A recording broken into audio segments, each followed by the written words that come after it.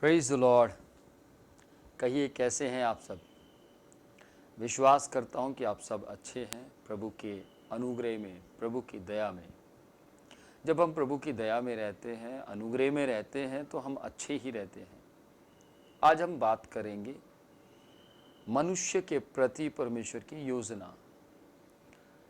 हो सकता है कि आप बहुत बार योजनाएं बनाते हो, आप बहुत बार युक्तियां तैयार करते हो अपने बच्चों के प्रति, या फिर अपने बिजनेस के प्रति, या फिर कई और ऐसे काम जो आप अपने जीवन के अंदर करते हों और उनकी योजना बनाते हों। लेकिन वो योजना अचानक, आप चाह कुछ और रहे थे और वो योजना अचानक एकदम से बदल जाती है और आप कहते हैं कि उफ, मुझे इस आदमी के ऊपर पूरी आस थी, या मुझे इस व्यक्ति के ऊपर, या आपको अपने वर्कर के ऊपर पूरी उम्मीद हो कि जो आप चाहते हैं या जो अधिकार आपने उसको दिया है उस अधिकार के मुताबिक वो चलेगा। लेकिन अचानक क्या होता है कि वो व्यक्ति उस अधिकार से मुकर जाता है, गलती कर बैठता है, और ऐसी गलती जिससे आपका जो योजना, जो आपका जो प्लान है, जो आपने बनाया था, वो सारा तहस नहस हो जाता है। प्रिय मित्रों, मैं आज आपसे एक बात बोलना चाहता हूँ। सेम ऐसे ही इस पृथ्वी की शुरुआत के अंदर सर्वशक्तिमान परमेश्वर, सर्वश्रेष्ठ परमेश्वर, सर्वव्यापक परमेश्वर, जिसने आपके और मेरे जीवन की रचना की है, उसने भी इसी तरह की एक योजना मनुष्य के लिए बनाई। और मनुष्य के विषय में उसकी योजना क्या थी, हम पढ़ेंगे। उत्पत्ति पहला अध्याय, उसकी 27 और 28 आयत को हम पढ़ेंगे। देखिए वहाँ क्या लिखा है। यहाँ यूँ लिखा है, तब परमेश्वर ने, सुनिए, उत्पत्ति पहला अध्याय उसकी 27 और 28 हम पढ़ेंगे। यहाँ यूँ लिखा है, तब परमेश्वर ने मनुष्य को अपने स्वरूप के अनुसार उत्पन्न किया, अपनी ही स्वरूप के अनुसार परमेश्वर ने उसको उत्पन्न किया, नर और नारी करके उसने मनुष्य की सृष्टि की। और परमेश्वर ने उनको आशीष दी और उनसे कहा, फूलो फलो और पृथ्वी में भर जाओ और उसको अपने वश में कर लो, और समुद्र की मछलियाँ तथा आकाश के पक्षियों और पृथ्वी पर रेंगने वाले सब जंतुओं पर अधिकार रखो। देखिए, परमेश्वर की एक योजना थी मनुष्य के जीवन में, और उस योजना के मुताबिक परमेश्वर ने मनुष्य की रचना की, और मनुष्य को परमेश्वर ने अपने जैसा बनाया, रूबरूब अपने जैसा, अपनी ताकत उसको दी, अपनी शक्ति उसको दी। और जिस वक्त मनुष्य के अंदर शक्ति आ गई परमेश्वर की, तो परमेश्वर ने उसको आशीर्वाद भी दिया।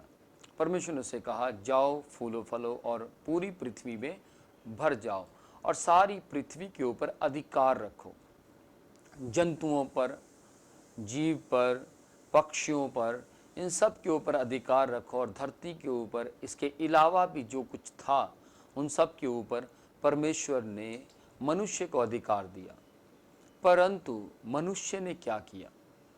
मनुष्य ने केवल पाप कर कर सारी योजना को तहस नहस कर दिया। केवल पाप कर कर, अब बोलने में सिर्फ केवल आता है, लेकिन वो केवल नहीं है, वो बहुत बड़ा अपराध है। ध्यान से सुनिएगा।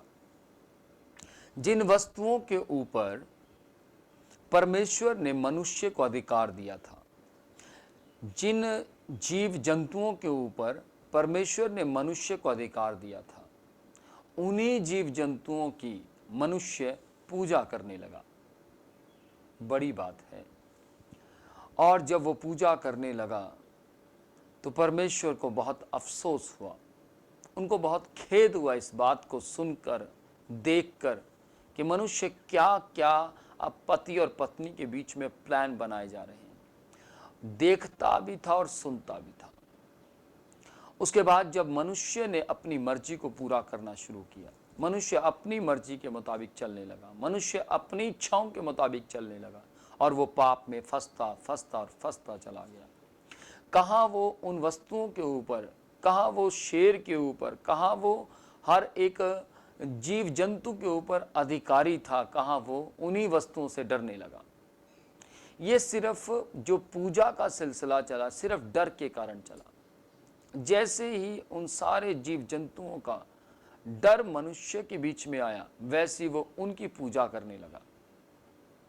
याद रखिएगा, जब परमेश्वर की योजना के मुताबिक आपके अंदर परमेश्वर का डर आता है तो आप परमेश्वर की पूजा करते हैं, और या फिर आपके अंदर किसी आम आदमी का डर आता है तो आप उसकी पूजा करते हैं। जिस वक्त आप ने पुराने समय में देखा होगा कि लोग राजाओं का डर मानते थे, तो यानी कि उनकी पूजा करते थे। तो प्रभु परमेश्वर ने मनुष्य को इसलिए बनाया था कि वो उसकी पूजा करे। परमेश्वर ने मनुष्य को इसलिए बनाया था कि वो व्यक्ति परमेश्वर की शक्ति के मुताबिक चले। परमेश्वर ने मनुष्य को इसलिए बनाया था कि वो व्यक्ति परमेश्वर की मर्जी को पूरा करे, परमेश्वर की इच्छा के मुताबिक चले।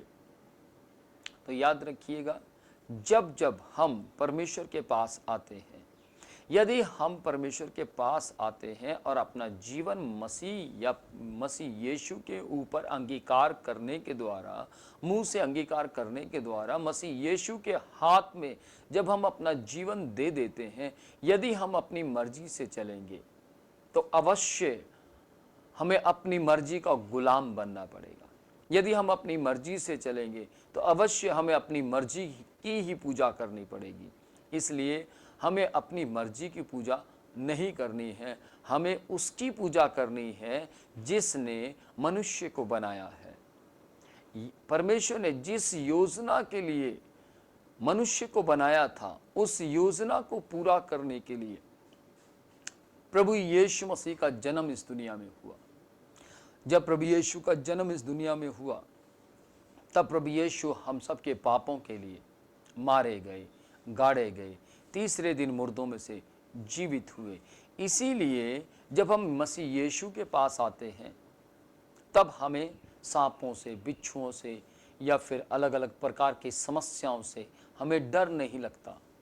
हमें डर जो लगता है वो फिर परमेश्वर यानी परमेश्वर के पुत्र यीशु मसीह से लगता है, और हम उनसे, एक डर होता है खतरनाक, एक डर होता है आज्ञाकारिता का।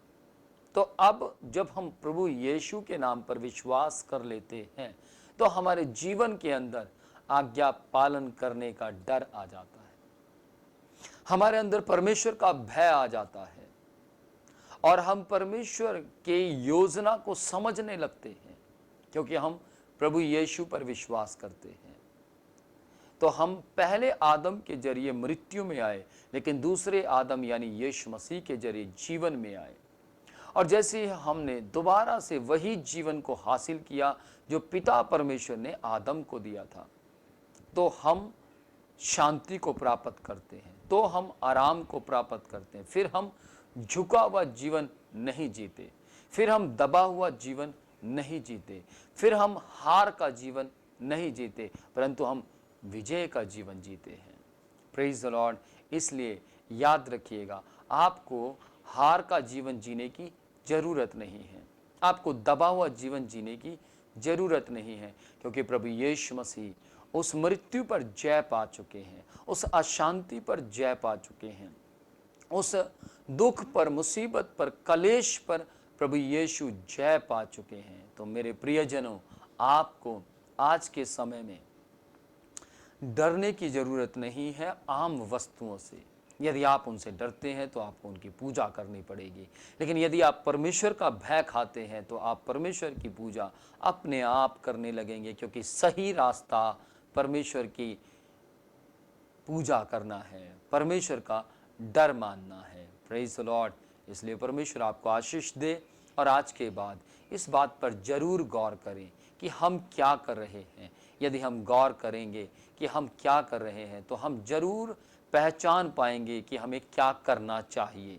यदि हमें ये समझ आ जाए कि हमें क्या करना चाहिए, तो हम उत्पत्ति पहला अध्याय उसकी 27 और 28 आयत के मुताबिक उसी योजना में आ जाएंगे, और फिर हम एक समय आएगा कि हम पृथ्वी पर अधिकारी अपने आप को महसूस करने लगेंगे कि हाँ, मैं एक अच्छा अधिकारी हूँ। Praise the Lord. परमेश्वर आपको आशीष दे। इस वचन से आप भरपूर मात्रा में आशीष प्राप्त करेंगे।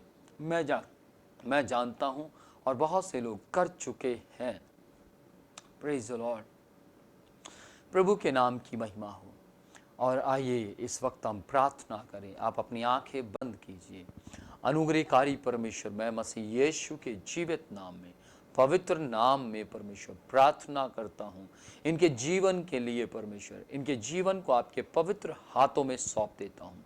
अनुग्रहकारी परमेश्वर, मसीह यीशु के जीवित, पवित्र और अनोखे नाम में प्रभु मैं प्रार्थना करता हूँ, ये आपकी योजना को समझने वाले लोग होने पाए। प्रभु जी, आपकी दया को इनके जीवन पर मांगता हूँ। प्रभु ये अपने भरपूर जीवन में आपकी पूजा करने पाए, ये जानने पाए किसने हमें अधिकार दिया है, ये जानने पाए स्वामी कि किसने हमें इस पृथ्वी का अधिकारी बनने का अधिकार दिया है। प्रभु यीशु के जीवित नाम में मैं इनके लिए प्रार्थना करता हूँ। प्रभु यीशु के जीवित नाम में परमेश्वर ये अपने उद्धार को पहचानने पाए, ये अपनी शांति को पहचानने पाए, ये अपने आराम को पहचानने पाए।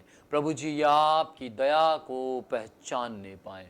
मैं मसीह यीशु के जीवित और पवित्र नाम में इन पर आशीर्वाद बोलता हूँ।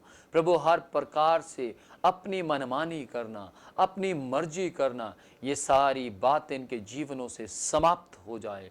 बल्कि परमेश्वर ये आपकी आज्ञा का पालन करना, और बल्कि परमेश्वर आपके वचन के मुताबिक चलने वाला जीवन इनके जीवन में उतर आए।